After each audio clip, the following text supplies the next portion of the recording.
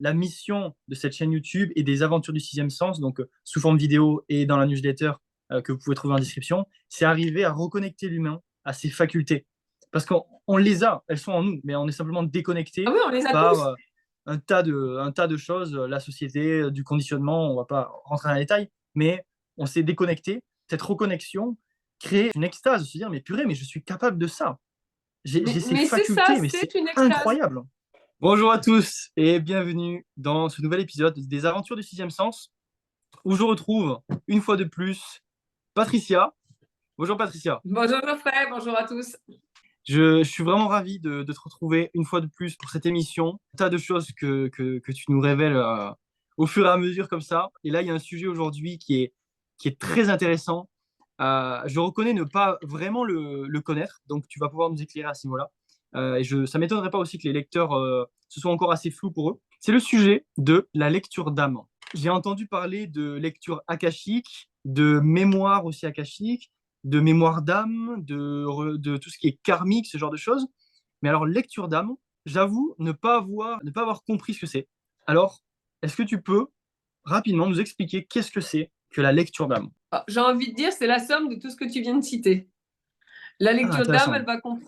elle va comprendre une partie des mémoires akashiques. Elle va comprendre le fameux karma, puisqu'on va revenir ou pas avec des dettes ou avec des charges karmiques.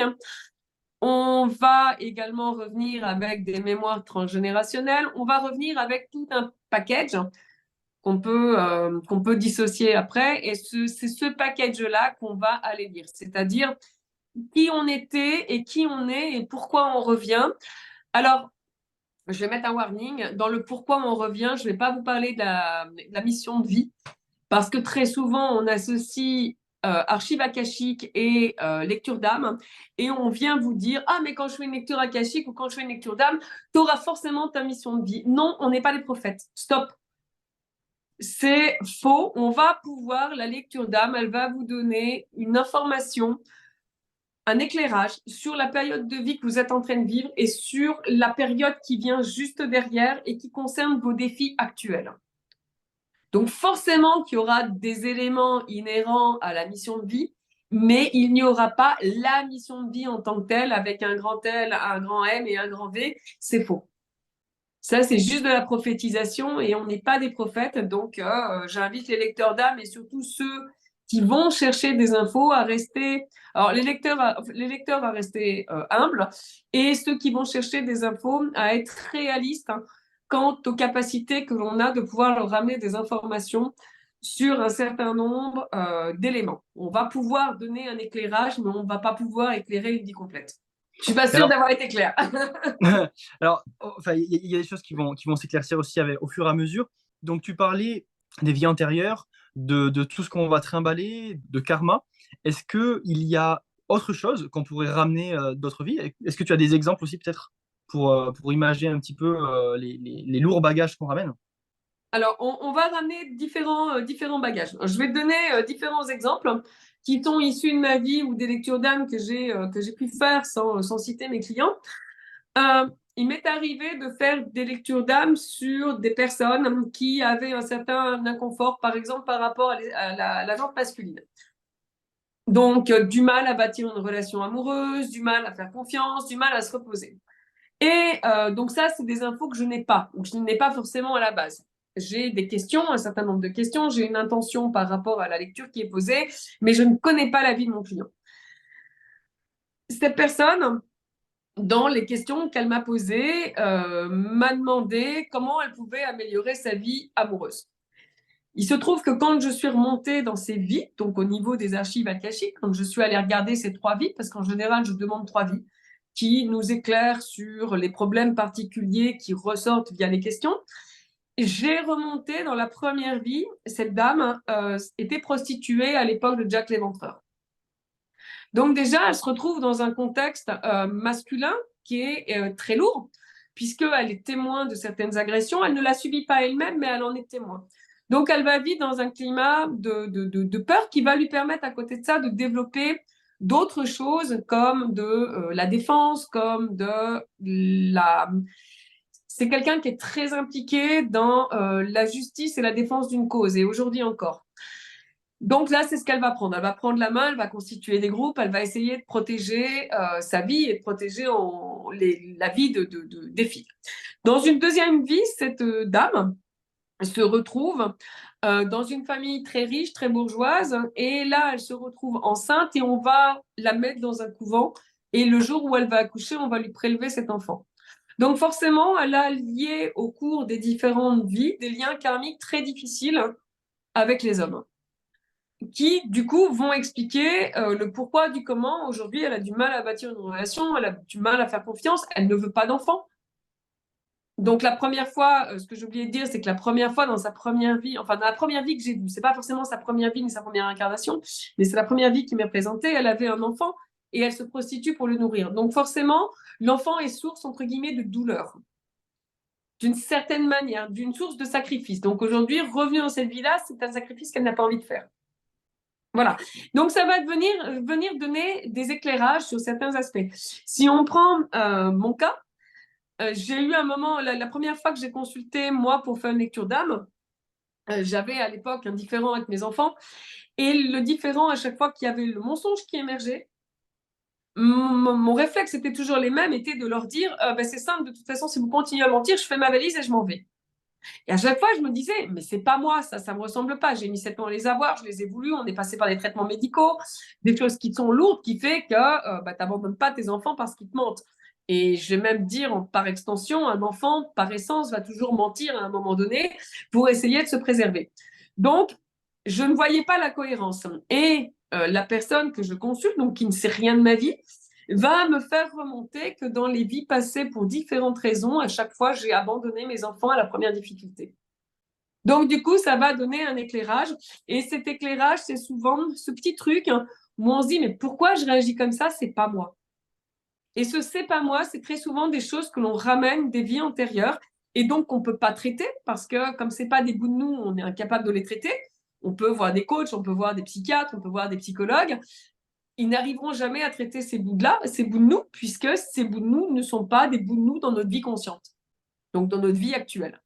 Ce sont des bouts qu'on a ramenés d'autres vies, euh, d'un passé lointain, on va dire, de passé parfois très lointain, et qu'on a ramené avec nous dans notre vie actuelle. Donc voilà, ça va vous donner ce type d'éclairage très souvent sur une problématique du moment, parce que c'est dans l'énergie du moment, et donc on va avoir des focus. Alors, ce qui est bien, c'est que souvent, on a le focus sur le problème, mais on a également le focus sur ce que ce problème nous a permis de faire évoluer et de développer. Et ces petits bouts-là peuvent rentrer en effet dans notre mission de vie. Ne sont pas forcément notre mission de vie, mais sont des éléments de notre mission de vie. Et des choses tout au moins qu'on est venu soigner, guérir, réparer dans notre vie actuelle. Voilà, c'est un peu l'idée, on va dire, qui est derrière la lecture d'âme, c'est d'avoir un éclairage sur des actions, des choses qui aujourd'hui peuvent nous aider finalement à avancer et à comprendre certains aspects de nos vies que l'on ne comprend pas et que bah, la médecine telle qu'on la connaît n'arrive pas, ou le coaching tel qu'on le connaît n'arrive pas à éclaircir et à régler. Est-ce que le fait de prendre conscience de un événement passé ou un blocage ou quelque chose qui a suscité une émotion forte, c'est le fait d'en prendre conscience qui va débloquer la situation dans la vie incarnée aujourd'hui?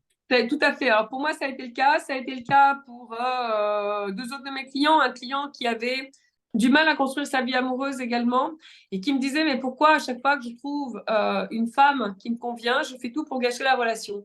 Et en allant fouiller, alors il ne l'avait pas verbalisé à cette époque-là. À l'époque, il m'avait demandé pourquoi il ne trouvait pas son âme sœur. Et en allant fouiller dans le passé, je suis arrivée sur une vie où ce monsieur est explorateur, il est parti en exploration, il a laissé sa femme qui était enceinte à l'époque et quand il est revenu, il a trouvé 3 tombes, ses 2 enfants et sa femme qui était morte. Et sur la tombe de sa femme, il lui a juré de l'aimer pour l'éternité. Et du moment où il a pris conscience de ça, bizarrement, sa vie amoureuse s'est réparée presque instantanément. Et je vois avec mes enfants, moi, la chose s'est réparée instantanément parce que j'ai compris d'où venait ça, j'ai compris que c'était vraiment pas moi et que ce n'était vraiment pas une partie de ma vie actuelle. Et donc, j'aurais tendance à dire oui. Alors après, je n'ai pas fait une étude sur 100% parce que malheureusement, les clients ne font pas toujours des retours. Mais j'ai envie de dire qu'à partir du moment où on a conscientisé la chose, où on a compris de où ça venait, c'est comme si elle s'évaporait quelque part. Mais je me permets de faire une petite digression par rapport à cette personne, à ce client qui, dans une vie passée, a juré sur l'éternité. C'est de ne pas minimiser l'importance Des des mots. mots et la cristallisation vraiment de l'énergie qu'on met sur un plan éternel, quoi. C'est tellement important. C'est tellement important. Et je trouve qu'au final, en prenant conscience de la valeur des mots, ça permet aussi d'avoir une réflexion en amont et de parler, on va dire, avec sincérité, avec réflexion, avec pureté, avec quelque chose de beaucoup plus fort que simplement dire des mots comme ça. Parce que justement, dans cette situation qui a dû être douloureuse, la personne qui a dit je t'aimerai pour l'éternité, c'est des mots forts. Ça se répercute sur différentes vies futures. Ce qui est marrant, c'est que sur les autres vies que j'avais vues de lui, il n'avait pas de vie amoureuse, justement. Sur les vies avant Et sur les celle-ci. vies, c'était des vies qui étaient du coup ultérieures pardon, à la première que j'avais vue où il jurait d'aimer sa femme pour l'éternité. Jusqu'à maintenant, et les trois vies qui m'ont été présentées, il n'avait pas d'épouse. Donc c'était cohérent entre guillemets avec ce que j'avais pu voir au démarrage. La notion de mariage, une trace indélébile dans l'énergie de deux êtres. C'est le mariage ou Parce c'est que l'amour qui a une trace indélébile? Je dirais plutôt que c'est l'amour qui lui portait. c'est vrai, Je c'est pense sûrement qu'au-delà ça. Ouais. du mariage, qui est un acte juridique, je pense que c'est l'amour qui lui portait. Et ce qui est assez intéressant, c'est que en prenant conscience en fait de peut-être d'événements, de blocages, de choses qui se sont passées dans des vies antérieures, on vient les soigner entre guillemets, mais aussi dans notre vie, on est indirectement, on crée des événements qui peuvent bloquer par la suite les vies futures. Tout à fait. Ben, typiquement, dans tout ce qui est karmique et dans tout ce qui est lecture d'âme, en général, on parle toujours d'un échange. C'est-à-dire que quelqu'un qui va te proposer de te faire une lecture d'âme gratuitement, si tu ne lui donnes rien en échange, cette personne-là, elle te crée une dette karmique. Parce que tu lui es redevable d'un service qu'elle t'a rendu. Donc vraiment, toujours essayer. L'univers, il est pas bon, il est pas mauvais. Il a juste cette notion d'équilibre. C'est-à-dire que tout ce qui a été fait à un moment donné doit être compensé à un autre moment. Tout ce qui est donné doit être reçu sous une forme ou sous une autre. Mais il y a juste cette notion d'équilibre. Et cette notion d'équilibre fait qu'à partir du moment où tu vas donner plus que tu ne reçois, même si tu veux donner, on va dire, de gaieté de cœur, ben, il y a un moment donné, tu vas créer une dette pour les gens qui n'ont pas rendu, ou tu vas créer un déséquilibre. Parce que il a besoin, il est dans cette quête d'équilibre constant. Est-ce que tu peux apporter plusieurs exemples de dettes karmiques? Parce que c'est vrai que la notion de dette est souvent associée sur le plan financier. Par exemple, je te rends un service, mais je te demande rien. Il y a un déséquilibre qui se fait. Mais je suppose qu'il y a ce déséquilibre, il n'est pas forcément présent uniquement sur une transaction disons, financière, quoi. Est-ce qu'il y a d'autres, je sais pas, entre un père et Mon, son fils, entre mon fils revient avec une sacrée dette karmique. Dans ses vies antérieures, il était assassin. Enfin, il était surtout paresseux à chercher, on va dire, la facilité dans sa vie de tous les jours. Et si la facilité, c'était tuer ou voler, ben, il tuait ou il volait. Et a priori, de ce que j'ai pu voir, il aurait kidnappé pas mal de gamins. Et ce qui est marrant, c'est que depuis son plus jeune âge, il dit toujours qu'il va être médecin. Et la spécialité qui lui plaît le plus, hein, c'est médecin néonatal, c'est-à-dire ce médecin qui va aller soigner le bébé avant même qu'il soit arrivé sur Terre. Donc, c'est il est beau. venu équilibrer ses actes passés. Alors, il a toujours son mauvais travers hein, de chercher la facilité par la paresse. Hein. Ça, c'est pas guéri. Mais disons que dans ses projets, on va dire, de travail, il est venu guérir cette partie-là de lui, parce que la première fois qu'il nous a dit ça, il avait, je sais pas, peut-être 8 ans, 9 ans.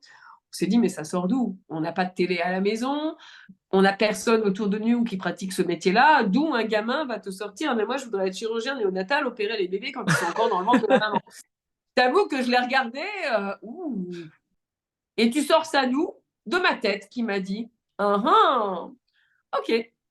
Et ça m'a laissé sans voix, mais tu vois, bah, le gamin, il est venu avec, alors ce qu'on pourrait appeler une mission de vie, là, typiquement, puisqu'il est encore à l'âge où les choses sont brutes de fonderie. ou la perversion, on va dire, ou la perversité que peut engendrer un système, une éducation, un enseignement, une instruction peuvent corrompre et puis détourner les enfants d'un but. On a encore un enfant qui était brut de fonderie à l'époque, qui n'avait pas encore intégré l'ensemble des codes de la société et qui donc m'a livré ce qu'il voulait faire, très certainement comme on lui avait énoncé. Je suis même pas sûre qu'il savait exactement ce que voulait dire chirurgien néonatal. Donc voilà, Incroyable. typiquement, tu vois, tu voulais un exemple, c'est ça. Il est venu compenser quelque chose qu'il avait fait de mal avant. C'est intéressant parce que c'est pas forcément quelque chose qui a été.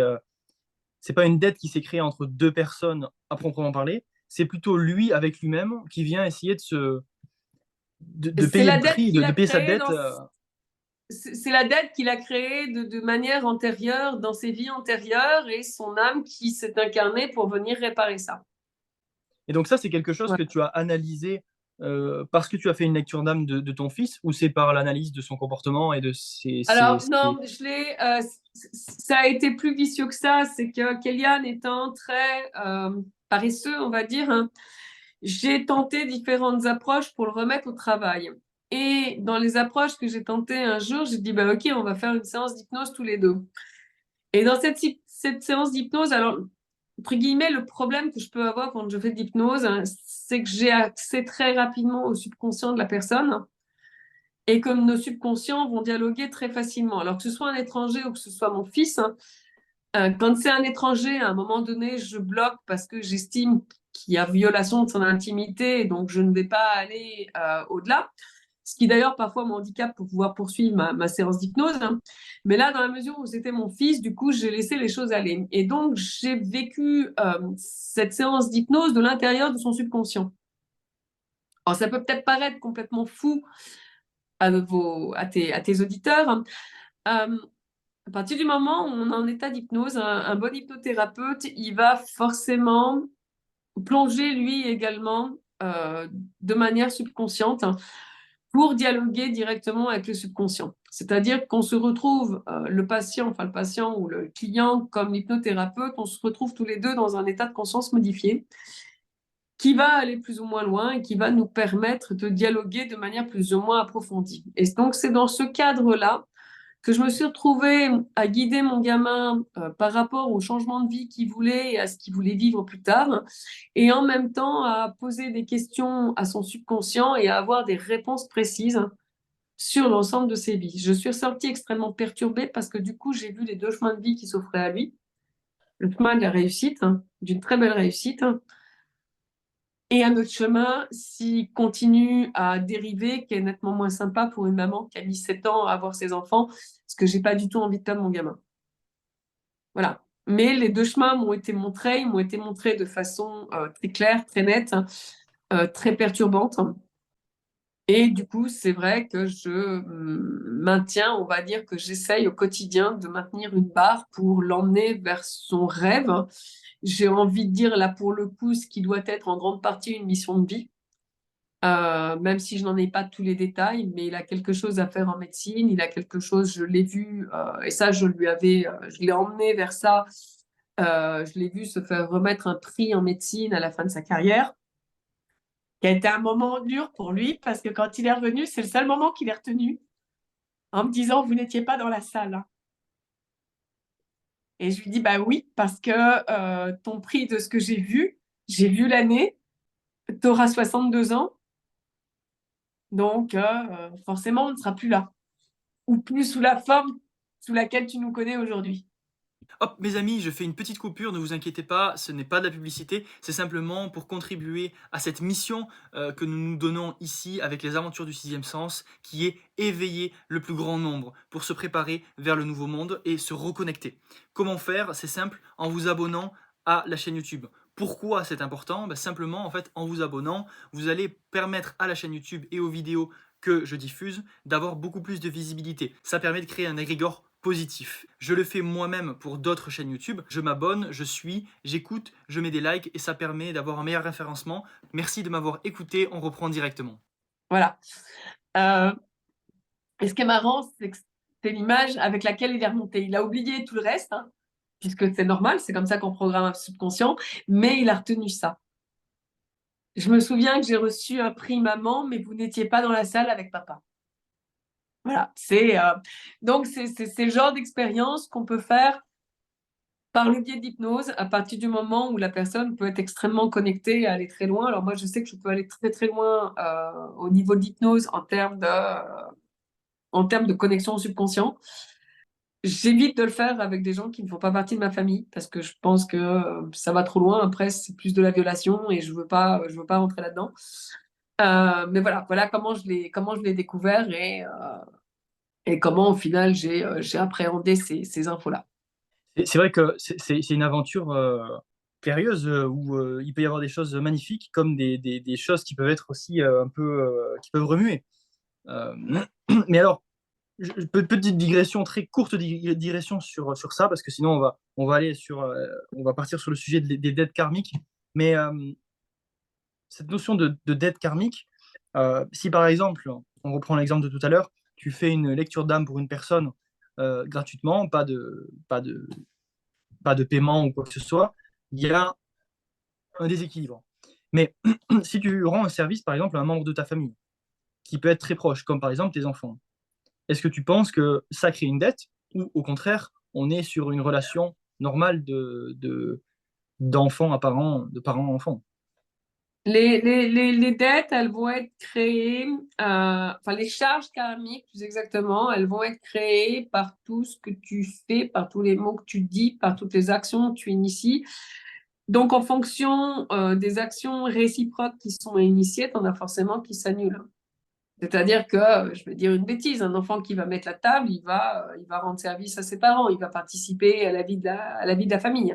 Donc, quelque part, il va venir annuler la dette qu'il a peut-être contractée à l'égard de sa mère parce qu'il y a eu une séance de, je sais pas, moi, de massage ou de caresse dans les cheveux ou ce genre de choses. Donc, c'est surtout notre bilan comptable, j'ai envie de dire, par rapport à nos bonnes et à nos mauvaises actions. Alors, sans entrer dans le côté manichéen, juste se demander si ce qu'on fait nous sert ou si ça nous dessert, juste. Est-ce que ça nous Est-ce que sert ou ce est-ce que que ça je nous dessert? Ouais. Voilà, c'est Et juste, est-ce que je suis, entre guillemets, dans ma puissance quand je fais ça, ou est-ce qu'au contraire, j'éteins ma lumière quand je fais ça? Tout à l'heure, je discutais avec une amie et je lui disais, mais j'en ai marre, depuis 2020, j'ai donné énormément de mon temps, de mes connaissances, de mon savoir, et j'ai reçu, puisqu'on parlait de mes ennuis avec la banque, j'ai reçu beaucoup de coups dans le nez et pas beaucoup d'aide. Et je lui ai dit, du coup, j'en ai marre. En 2024, j'ai décidé que je n'aiderais personne, que je n'aidais que moi.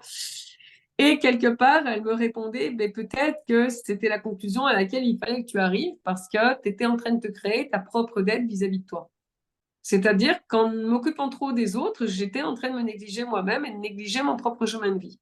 Et qu'il y a un moment donné où il fallait aussi que je me ressente sur moi, peut-être pour mieux m'occuper des autres après. Mais il y a eu un moment donné où il a fallu que je passe ce cap de me dire, OK, stop, hein, je m'occupe de moi et après les autres, on verra. À quel moment, quand tu es dans l'aide à l'autre, hein, tu passes dans le rôle de sauveur? À quel moment, sans être dans le rôle du sauveur, tu vas donner juste de tes compétences pour aider l'humanité? Et la barrière, elle est ténue et c'est la barrière qui va finalement créer ces dettes ou annuler ces dettes, emmener des charges karmiques ou annuler ces charges karmiques. Et la barrière, elle est là. À quel moment c'est notre ego qui va s'exprimer? Parce que on va aller faire des choses par besoin de reconnaissance, par, je sais pas, besoin d'amour, besoin de se faire remarquer, enfin, peu importe le besoin qu'il y a derrière. Ou à quel moment on fait des choses parce qu'on estime devoir les faire.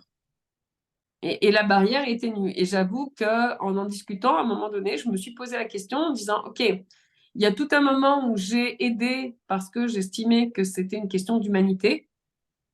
Et il y a peut-être un moment où j'ai dépassé les limites, alors non pas par un besoin de reconnaissance, hein, mais par un besoin de partage qui pouvait peut-être frôler quelque part de la vanité ou de l'orgueil ou ce genre de choses. Voilà. Et là, je crée une charge. Je m'auto-crée une charge. ok, je comprends. Et Voilà. alors, bah, je suppose qu'il y a des auditeurs ici qui sont peut-être présents dans des associations, ce genre de choses. Est-ce que le fait d'être présent dans une association, ça ne représente pas un certain désir de vouloir payer sa dette pour certaines choses. Bon, Ça on peut peut être pas. payer sa dette, mais ça peut être. Le tout est toujours de connaître la motivation sous-jacente, Ouais. sous-jacente, pardon. Est-ce que la chose que je vais donner, je la donne parce que j'attends un retour sous une quelconque forme, ou est-ce que je la donne parce que je viens payer moi quelque chose que je n'ai pas donné à la société à un moment donné? Souvent, c'est même totalement inconscient. Mais je m'étais aperçue pendant un temps, je travaillais au recrutement des bénévoles qui partaient dans les différentes organisations, style les bénévoles qui entourent Médecins sans frontières ou ce genre d'organisme. Et on s'était aperçu en faisant les recrutements que la plupart des gens qui postulaient avaient des problèmes de cœur. Donc, ils ne venaient pas faire de l'humanitaire, ils venaient soigner leur douleur de cœur. Et là, oui, tu vas créer une dette puisque tu viens pour toi-même, tu viens te mentir en disant que tu veux aider l'autre. La seule personne que tu as envie d'aider, c'est toi. Donc, c'est toujours ça. À quel moment je me mens, à quel moment je suis honnête avec moi-même, à quel moment je suis dans la disponibilité pour l'autre. C'est comme ça que tu vas pouvoir définir si tu es sur de la dette karmique ou si tu es sur quelque chose qui finalement confère à l'équilibre. Et alors, pour faire une lecture d'âme, admettons, il y a une personne qui te contacte, elle souhaite faire une lecture d'âme, elle a probablement des problématiques ou des questionnements dans sa vie. De quoi tu as besoin? Comment tu procèdes? Est-ce que c'est par exemple, tu as besoin de prendre la date de naissance, le lieu de naissance, et puis basé sur ça, tu vas essayer de remonter, j'en sais rien, enfin, j'invente des choses, mais disons, de quelle manière tu procèdes en fait concrètement? Alors, je vais leur demander, alors ça, c'est d'un point de vue purement registraire, on va dire. Je vais leur demander leur date de naissance, leur lieu de naissance, leur heure de naissance, donc date, heure, lieu, nom de naissance et prénom de naissance. Mais pour moi, c'est juste, j'ai l'angoisse de me dire, ah oui, et si j'arrive devant le guide et que je lui demande Pierre Dupont, né le 1er janvier, s'il me dit, il y en a trois, je fais quoi? Je lui réponds pas. Donc, du coup, c'est vrai que j'ai tendance à demander ces infos-là pour pouvoir, quand j'ai demandé au guide de l'aide, pour pouvoir lui donner vraiment le pédigré de la personne pour laquelle je veux la lecture d'âme. Donc, ça, c'est plus une manière, j'ai envie de dire, de me rassurer moi et de me tranquilliser, d'arriver avec tous les infos et puis ma petite fiche bien établie.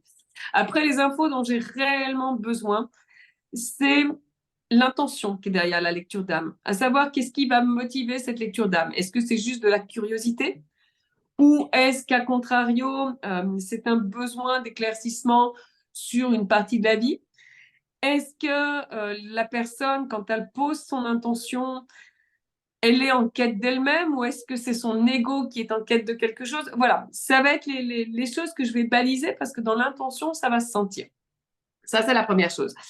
La deuxième chose, je vais demander à la personne de m'envoyer absolument toutes les questions qu'elle a envie que je pose au guide. Alors, ça ne veut pas dire que le guide va répondre à tout. Ça veut dire que je vais avoir, moi, des questions précises à lui poser pour pouvoir cadrer l'énergie qu'il va m'être envoyée et obtenir un maximum d'informations par rapport à l'intention qui a été initialement posée. Les questions, elles me servent de guide, de guide, de direction, de trame pour répondre finalement à l'intention de base qui a été posée. Après, j'ai beaucoup de gens qui me disent, qui viennent un peu par curiosité, en me disant, je ne sais pas ce que c'est, laissons venir ce qui viendra. Ce qui fait que je leur récupère des infos de manière totalement disparate.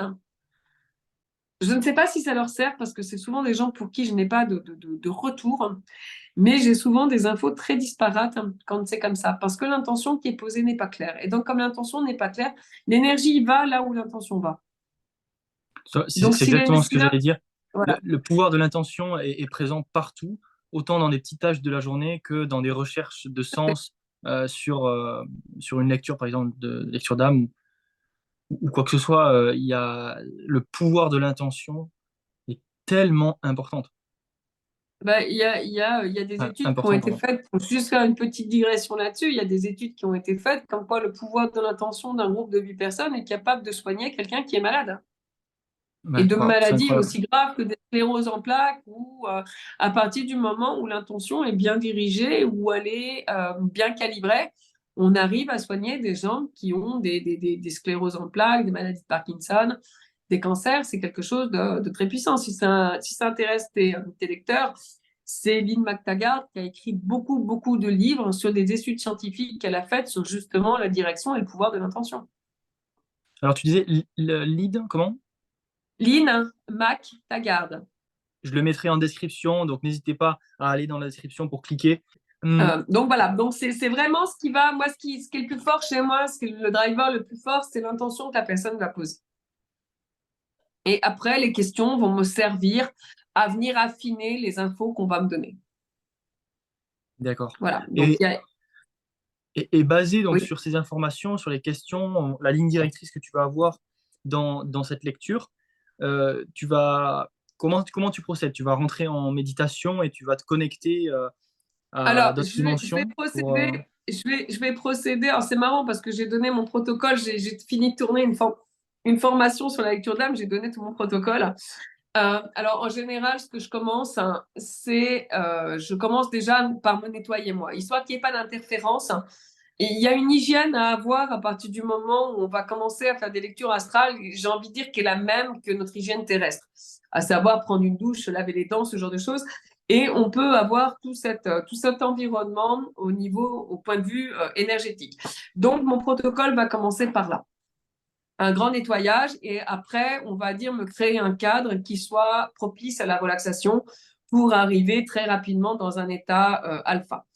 Il y a un cadeau qui m'a été fait au mois de mai sous la forme d'un cadeau un peu empoisonné au démarrage, puisque je me suis cassé le nez justement avant de faire une lecture d'âme où le guide ne voulait pas que je fasse cette lecture d'âme.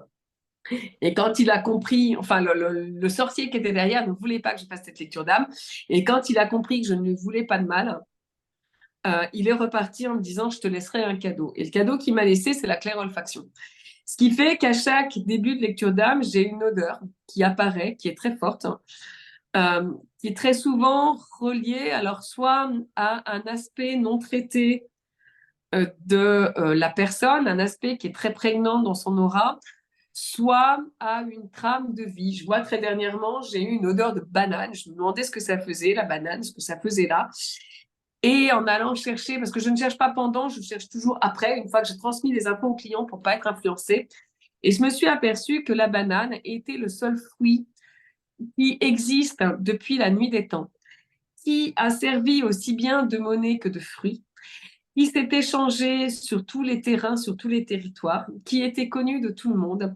Et c'était un fruit, et ça a été le fruit qu'on a appelé le fruit des transitions.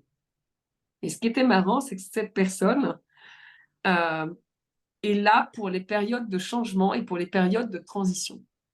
Donc, il y a toujours une symbolique qui est très forte derrière cette odeur. Quand j'ai l'occasion, je fais le nettoyage d'aura avec cette odeur qui m'est apparue.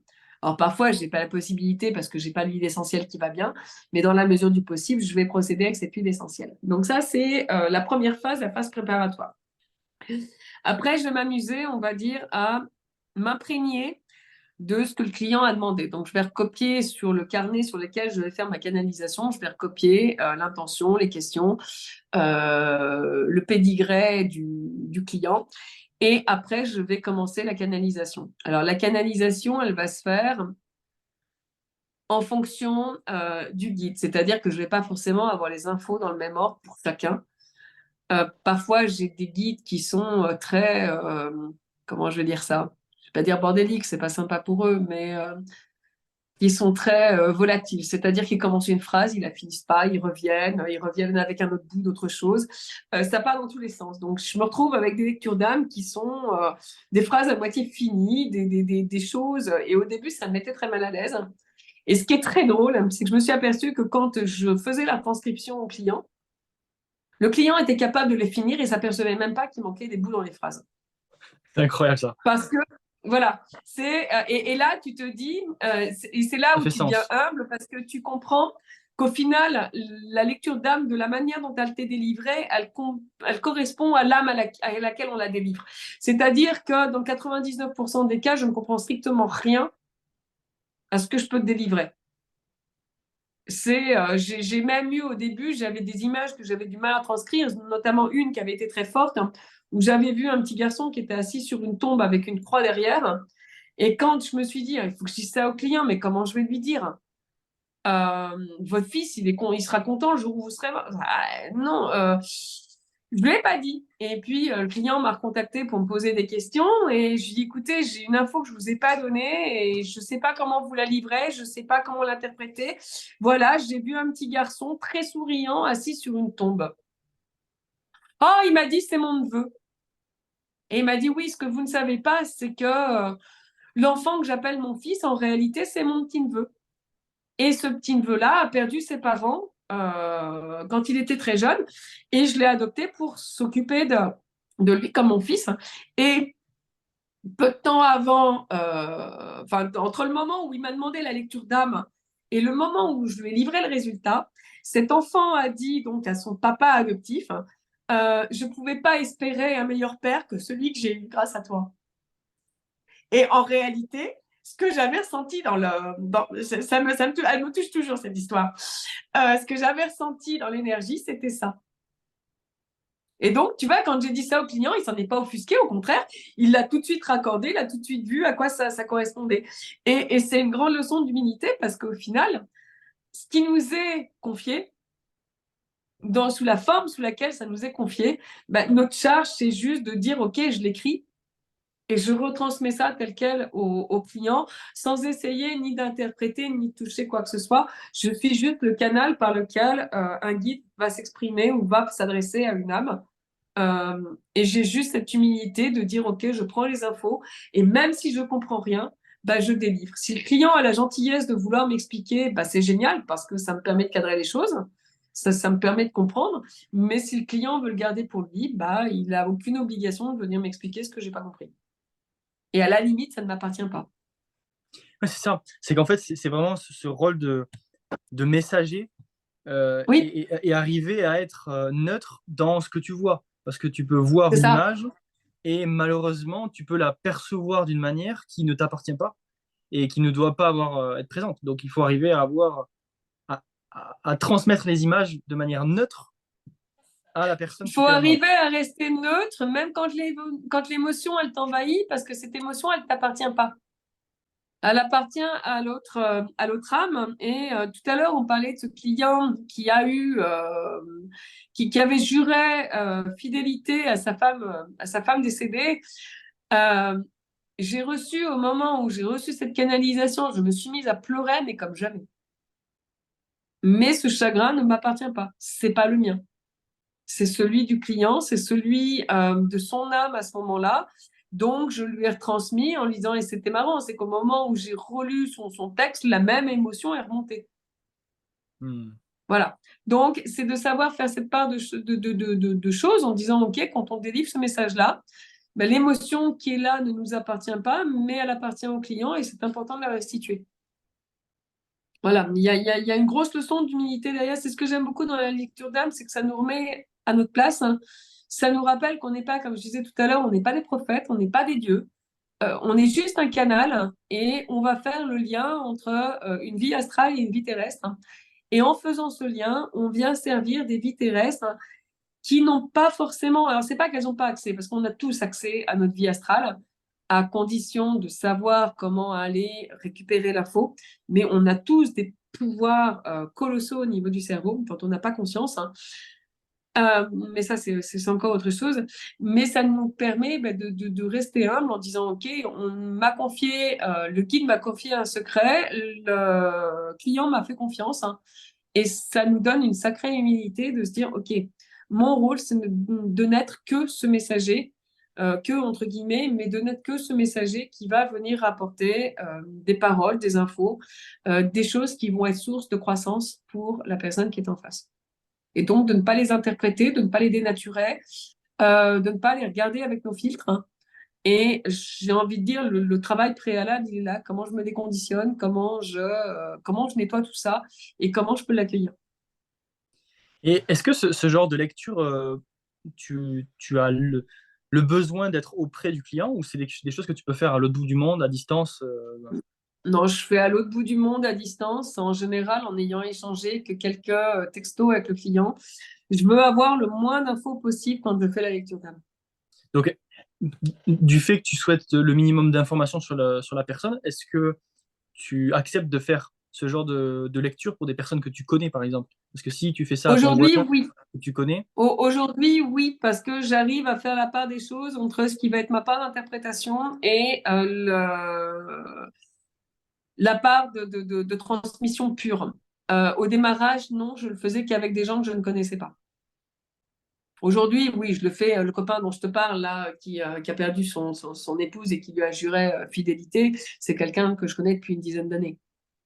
Mais je savais quelle était ma part quand j'ai fait la lecture. Alors, c'est des lectures qui souvent me demandent une énergie différente parce qu'il va falloir que je vais faire le filtre, je vais mettre dans une position où je vais être capable de filtrer, de couper mon mental et de dire à mon mental, je ne veux aucune info de ta part. D'habitude, il se coupe naturellement, mais comme là, le mental, il connaît une partie de l'histoire, il a tendance à revenir. Et donc, c'est souvent des lectures que je vais faire en saccadé parce que le mental n'arrive pas non plus à rester tranquille pendant une heure et demie. Donc, très souvent, je vais les faire par séquençage de 20 minutes d'accord. parce que je sais que je peux le maintenir silencieux pendant 20 minutes. Donc, Est-ce pour pas que, brouiller les choses, au bout de 20 minutes, je coupe et puis le lendemain, je recommence là où je me suis arrêtée. hmm, est-ce qu'il t'arrive qu'il y ait parfois des obstacles ou des non, on va dire, par exemple, parce que une personne qui vient te voir pour une lecture, même si elle n'a pas verbalisé le fait, j'accepte que Patricia vienne avoir des informations sur mes vies passées, il y a une intention. En venant te voir, en demandant une lecture, il y a une demande inconsciente, il y a une intention. Mais est-ce que là-haut, dans d'autres dimensions, on te dit pop, pop, pop, pop, pop, tu n'es pas autorisé, ou alors je ne te parle pas de ça, ou ça ne te concerne pas, ou on va peut-être compliquer la tâche pour pas tout te dire. Est-ce qu'il y a des freins à ce niveau-là? Ça m'arrive de ne pas avoir de réponse. Ça m'arrive d'avoir des guides qui me tournent le dos pendant un certain temps. Il faut que j'y retourne 4 5 fois pour pouvoir commencer à avoir des réponses. Ça m'est arrivé une fois de refuser de par moi-même une lecture d'âme parce qu'elle était trop orientée finance. C'est-à-dire que la personne, toutes ses questions étaient orientées sur sa richesse financière, sur son bien-être financier. Son intention, c'était de savoir s'il allait terminer milliardaire. Et c'est moi là qui ai décliné en disant, je ne pense pas que, enfin pour moi, c'est pas ma conception des archives akashiques, c'est pas ma conception de la spiritualité, même si j'entends qu'on puisse me poser des questions sur l'argent. J'ai des gens qui me posent des questions, mais là tout était vraiment axé finance et c'est quelque chose qui me mettait, alors pas mal à l'aise, mais je ne me voyais pas aller déranger. Il y a une espèce de respect quand tu arrives dans ces archives akashiques, une espèce de protocole qui est en place, qui veut que tu respectes le temps que ces guides nous consacrent. Et je ne me voyais pas aller les déranger en disant, écoutez, la seule préoccupation de ce monsieur, c'est pas le bien qu'il va pouvoir faire sur la planète, c'est juste de demander s'il va finir milliardaire. Est-ce que vous avez la réponse à sa question? Et je me voyais, mais alors vraiment pas, je voyais pas, entre guillemets, ce que ça allait pouvoir apporter humainement, euh, humanitairement, j'ai envie de dire, d'avoir la réponse à cette question. Donc, du coup, j'ai décliné en disant, bah, écoutez, je suis désolée, mais non, je ne ferai pas.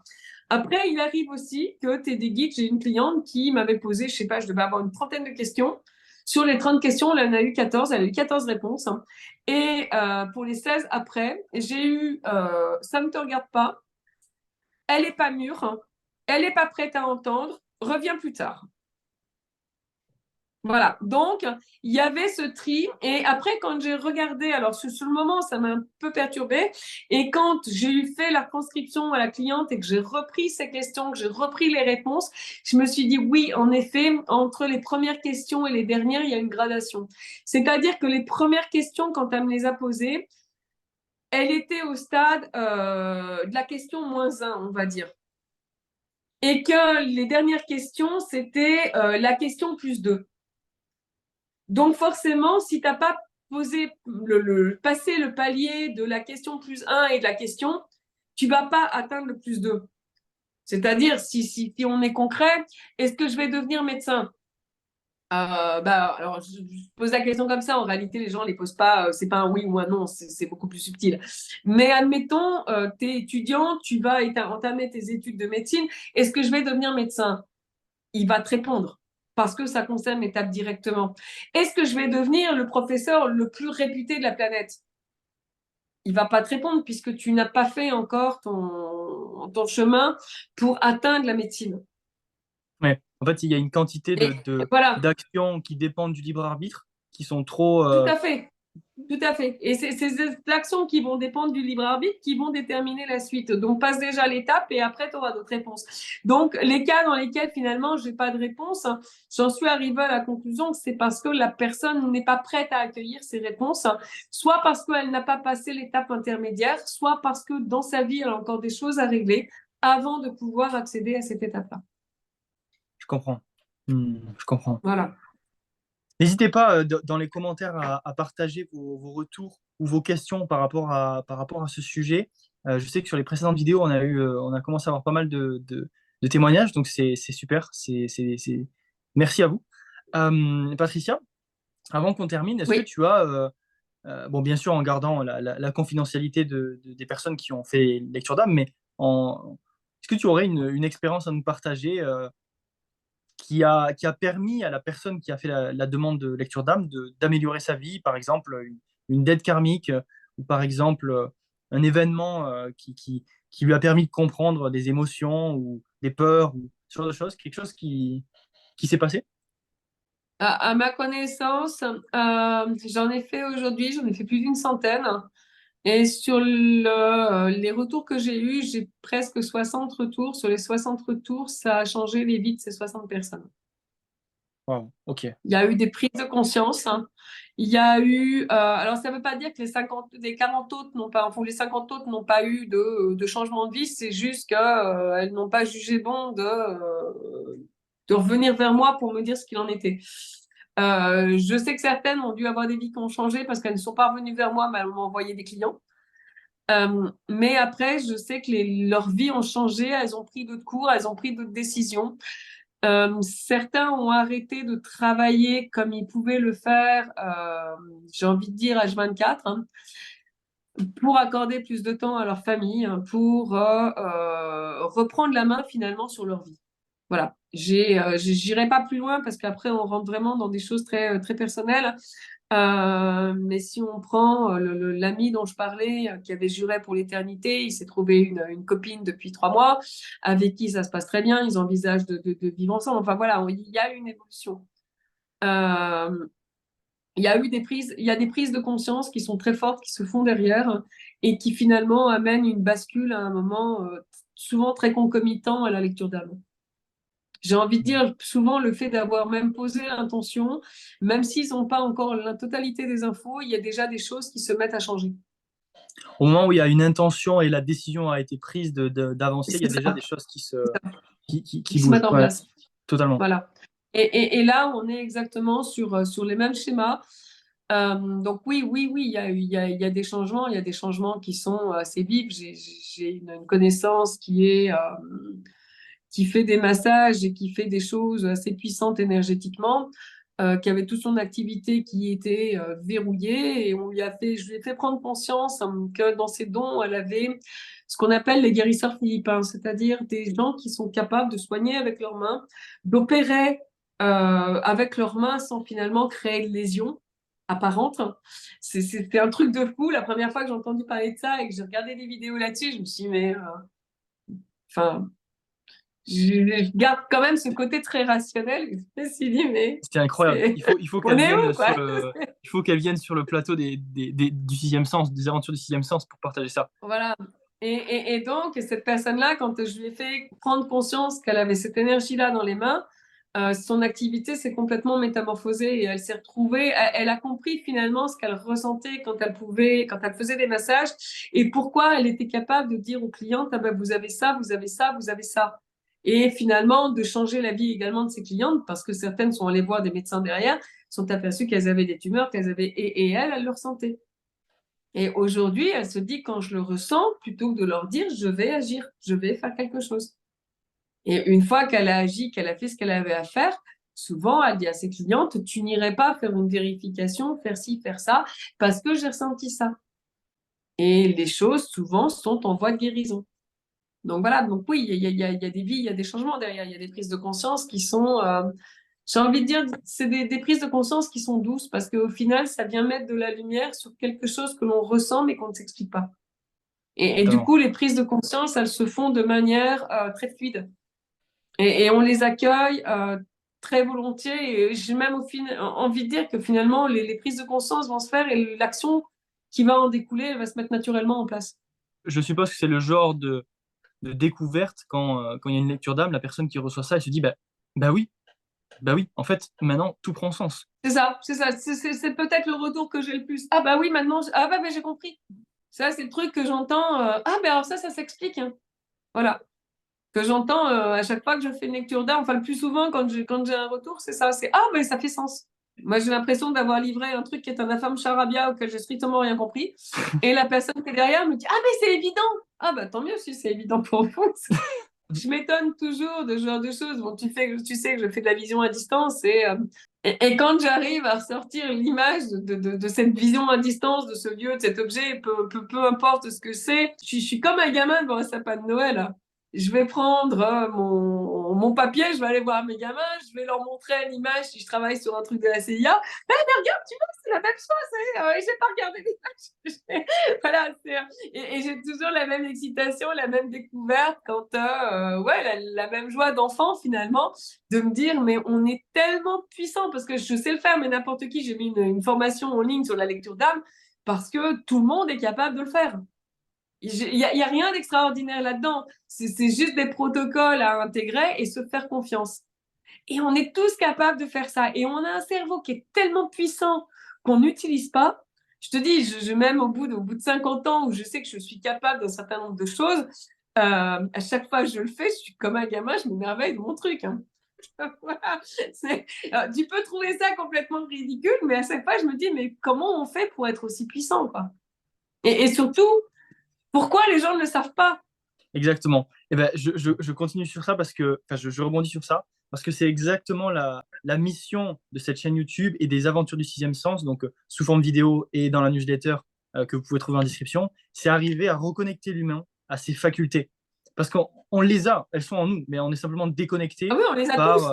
un tas de choses, la société, du conditionnement, on va pas rentrer dans les détails, mais on s'est déconnecté et je suis persuadé pour en avoir vécu quelques expériences, c'est que cette reconnexion crée, j'ai envie de dire presque une extase, de se dire mais purée, mais je suis capable de ça. J'ai ces Mais c'est ça, facultés, mais c'est c'est une extase. incroyable. Et je pense que c'est C'est des une extase. richesses qui sont même bien plus importantes que des compétences qu'on pourrait avoir comme ça ici sur Terre dans la matière. Et c'est fabuleux. Plus importantes que des compétences qu'on pourrait avoir comme ça ici sur Terre dans la matière. Et c'est fabuleux. Mais c'est magique et je vais même aller plus loin. C'est qu'on a aujourd'hui, il y a la Chine. Alors, sans dévoiler, parce qu'on fera une émission là-dessus, il y a la Chine qui forme ses enfants à la vision à distance. Les gamins dans les écoles ont 1 heure par jour de vision à distance. Alors, la vision à distance, pour vous expliquer, c'est un protocole de la CIA qui rend rationnelle l'intuition, mais qui va vous permettre de détecter des objets, des cibles. Alors, ils s'en servent beaucoup encore aujourd'hui, on s'en sert beaucoup dans les milieux. C'est pour ça d'ailleurs que je m'entraîne régulièrement. C'est pour pouvoir aider quand il y a des enfants qui disparaissent, hein. On peut retrouver des corps, on peut retrouver tout un tas de choses, on va dire, si on se borne au domaine médico-légal. Et c'est pas de la médiumnité, hein. Là, pour le coup, c'est vraiment quelque chose qui est très structuré, qui est très protocolaire, qui est limite rationnel, mais qui va se baser sur les compétences, nos compétences subconscientes. Et les gamins en Chine sont formés à ça. C'est des gosses qui aujourd'hui ont 3 ans, 4 ans, 5 ans, à qui on est en train d'apprendre à développer ces facultés-là. Et c'est des gamins, si on n'en fait pas, si on ne fait pas la même chose dans nos écoles, on va avoir en face de nous des gosses capables de détecter le mensonge, des gamins capables de détecter, j'ai envie de dire n'importe quoi, mais les bons coups en bourse, hein, d'anticiper les mouvements. Et ce qu'il faut être conscient, c'est qu'aujourd'hui, toute notre élite, elle est formée à ça. Et elle travaille sur la base de ça. Donc, c'est un pouvoir qui existe, c'est un pouvoir qui est propre à chacun, qu'on peut reprendre et qui nous permet de n'être plus l'objet de notre cerveau, mais d'utiliser notre cerveau comme un outil. Ce pourquoi il est fait à la base. C'est pas lui le maître et nous l'esclave, c'est l'inverse, c'est nous le maître et lui l'esclave. Et ce cerveau est supposé nous servir. Aujourd'hui, il nous dessert. Parce qu'on a de l'ego, parce que le mental est plus fort, le rationnel est plus fort. Mais voilà, et l'idée, c'est de se dire, à partir du moment où on arrive à redévelopper toute cette sphère, mais on est super puissant. Moi, j'habite, alors je suis une très mauvaise commerciale, hein, parce que plutôt que de dire à mes clients, mais revenez dans un an, je vous fais une lecture d'âme à 180 ou 200 euros, je leur dis, mais non, j'ai une formation à 55 euros sur la plateforme. Allez acheter la formation, vous le ferez tout seul quand vous voulez. La fille qui a rien compris à comment gagner sa vie, mais c'est pas grave. Je me dis, mais c'est tellement génial de pouvoir s'apercevoir qu'on a toutes ces facultés, toutes ces capacités, que moi j'ai envie de donner tout ça aux gens et de leur dire, mais allez-y, mais allez apprendre, quoi. C'est juste passionnant. C'est génial. Et Mais justement, vous allez découvrir une chose qui est super importante, qui s'appelle la confiance en vous. Parce que tout ça, ça nous donne confiance. Je veux dire, le matin, quand je suis toute excitée parce que j'ai trouvé, alors aujourd'hui, c'est un roller coaster qui plonge dans l'eau. Alors, j'ai trouvé mon grand 8 qui plonge dans l'eau. J'étais excitée comme une gamine. Mais oui, mais ça vient nourrir quoi? Ma confiance en mes capacités à voir des choses qui se trouvent. Alors, en l'occurrence, le roller coaster se trouve au Japon, qui se trouve au Japon, où j'ai jamais mis les pieds de ma vie. Voilà. Et quand on est capable de ça et capable de se dire, waouh, je peux me projeter aussi loin, je peux faire ci, je peux faire ça, qu'est-ce qui peut nous arrêter? totalement. Voilà. Donc, et moi, j'ai envie que mes congénères, ils soient dans le même état d'excitation le matin, de se dire, ah, ben, j'ai envie de ça, je vais me projeter là-bas pour voir comment ça va se passer. Et puis si ça se passe bien, ben, je vais le faire.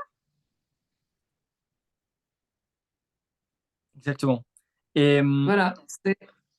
justement, bah, je pense que je voulais vous garder ça pour la fin, mais Patricia en a parlé à plusieurs reprises, donc c'est super.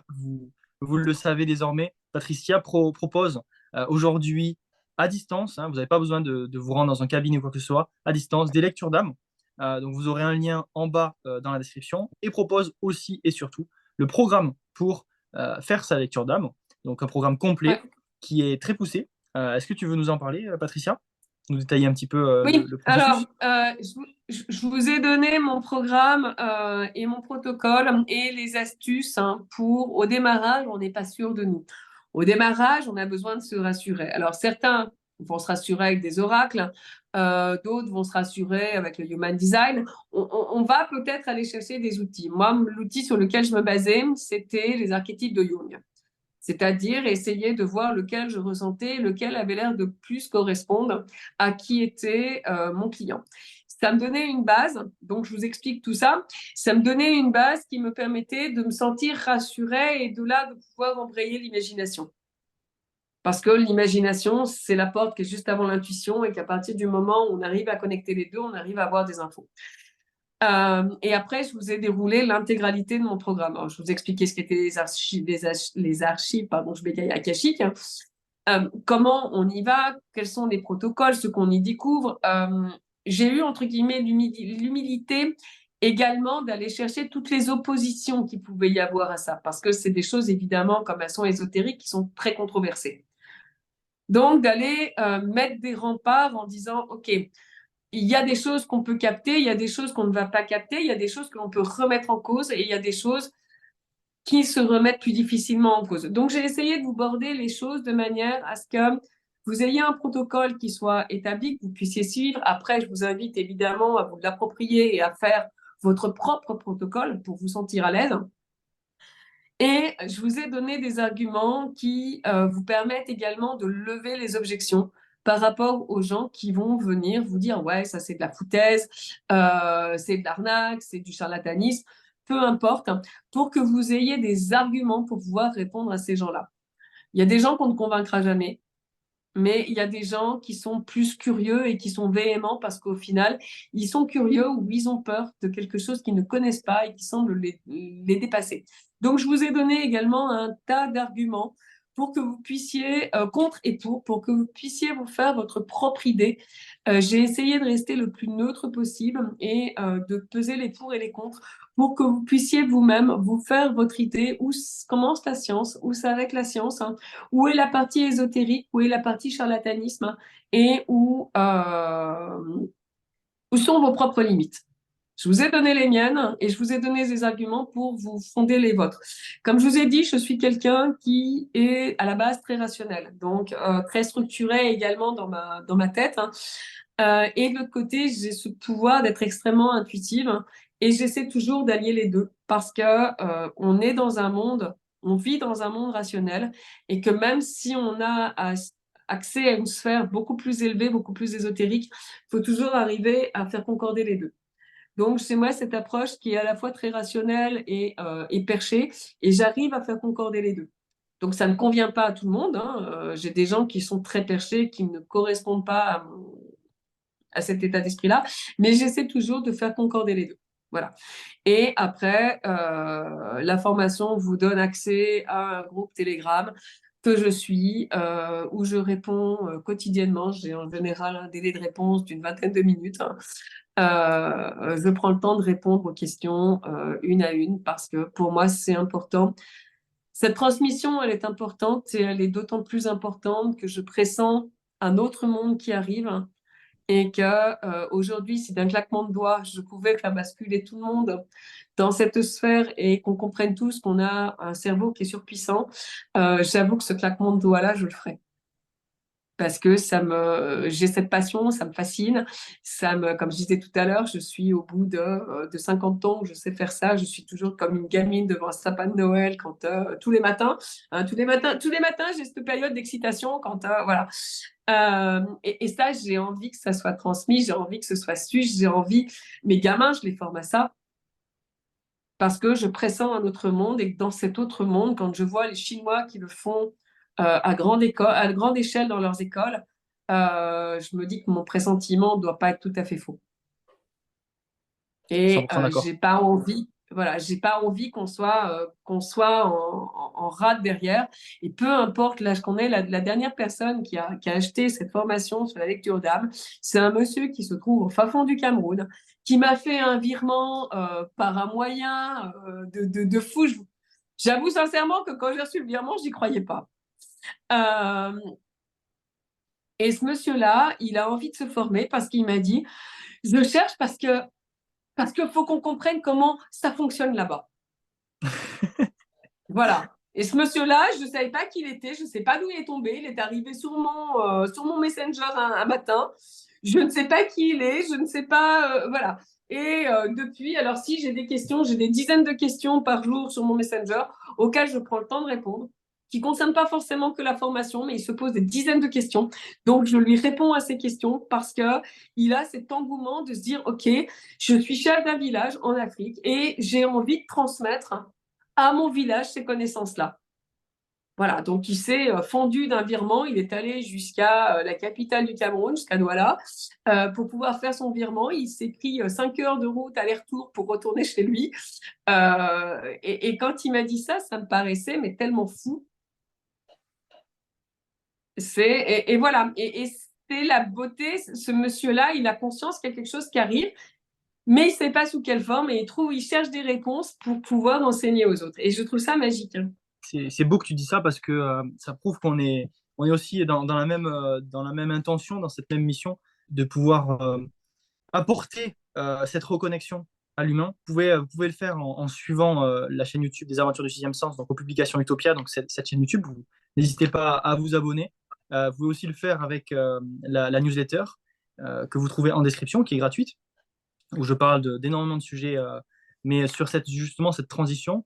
où je parle justement de ce monde qui est en mutation. Alors moi je serais d'ailleurs curieux de savoir un petit peu ce que tu en penses.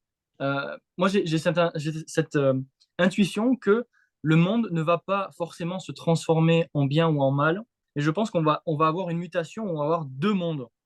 Un monde extrêmement technologique, financier, matériel, euh, faux, j'ai envie de dire, et très développé, où on va avoir de l'intelligence artificielle, où on va avoir probablement des systèmes financiers différents.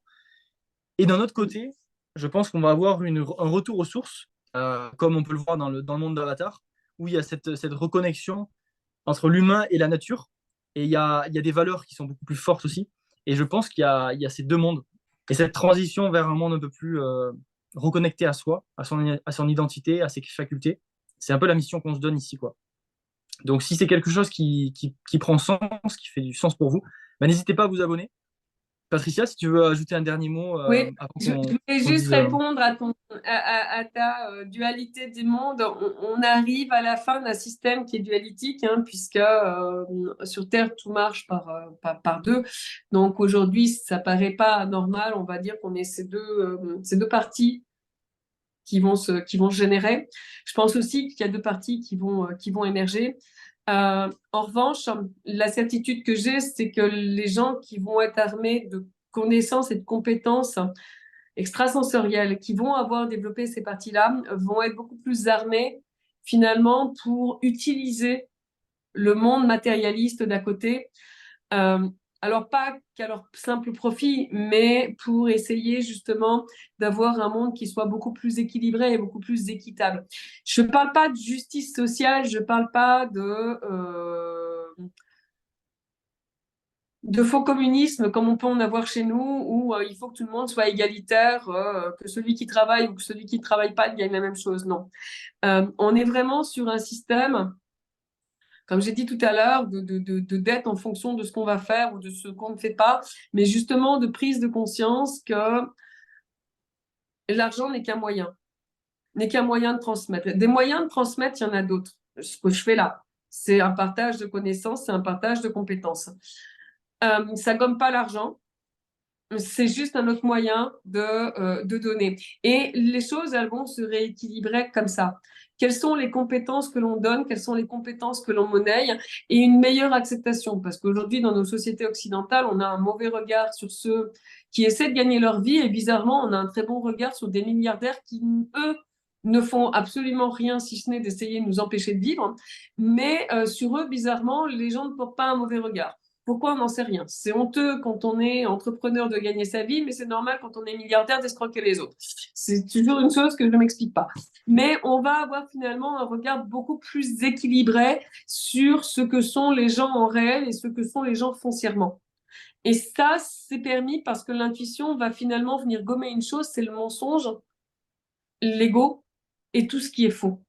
Alors que si on reste de ce côté matérialiste et de ce côté IA, on va aller vers un appauvrissement intellectuel et avec l'appauvrissement intellectuel va l'appauvrissement de l'imagination.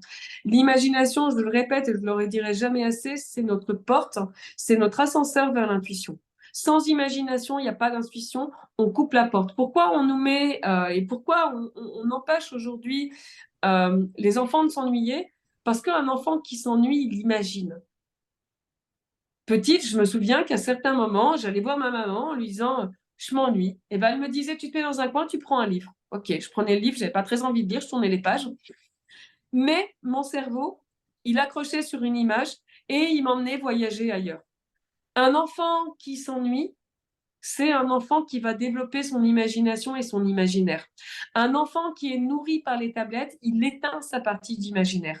S'il éteint son imaginaire, il éteint son intuition. On ne peut pas avoir d'intuition sans imaginaire. C'est juste impossible. On l'a, mais enfin on l'a.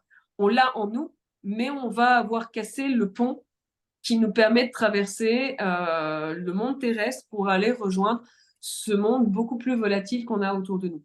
Et c'est pour ça qu'aujourd'hui, toute cette technologie, l'IA comprise, elle est là pour venir casser ce mécanisme d'imagination, ce mécanisme de réflexion et ce mécanisme, on va dire, de prise de conscience du moment où on s'ennuie, qui est super important chez un enfant. Et tout ça, c'est venu casser. Et donc, on va avoir ces deux mondes, le monde conscient que, au même titre que notre cerveau est un outil, l'IA est un outil, ou la technologie est un outil, et on va avoir ces gens qui ont pris leur cerveau, qui sont l'esclave de leur cerveau, qui vont devenir les esclaves d'une IA, d'une technologie, parce qu'ils ne vont pas avoir envie de faire l'effort et qui vont prendre l'IA finalement comme une facilité de vie. Mais en se facilitant la vie par l'IA, ils deviennent dépendants. Alors, je parle de l'IA, mais c'est pareil pour les tablettes, pour les téléphones, pour tout ça. Ils vont devenir dépendants d'un outil et on va inverser les rôles. C'est-à-dire que là où l'humain aurait dû être le maître, l'humain va devenir l'esclave, juste par paresse intellectuelle. Donc, on va avoir, à mon sens, ces deux pans qui vont se dessiner. À nous de choisir lequel on veut, dans quel pan on veut aller et là où on veut aller. Et moi, je suis en train de préparer pour les gens que ça va intéresser. Bon, alors, il y a l'Académie Intuition pour tout ce qui est intuition et je vais préparer à côté de ça tout ce qui est un module complet sur tout la vision à distance pour aller vraiment très très loin. Et pour que les gens comprennent qu'on a accès à tout et qu'on a accès à beaucoup plus. L'IA, c'est la somme des 7 milliards d'êtres humains qui vivent actuellement et de tout ce qui a pu être vécu et laissé matériellement dans cette vie terrestre. Nous, on a accès à la vie totale de l'univers, hein, aux consciences des 7 milliards d'individus qui vivent, hein, à la conscience de je ne sais pas combien de milliards de personnes, de centaines de milliards de personnes ont pu vivre sur cette terre avant nous, mais on a accès à tout ça.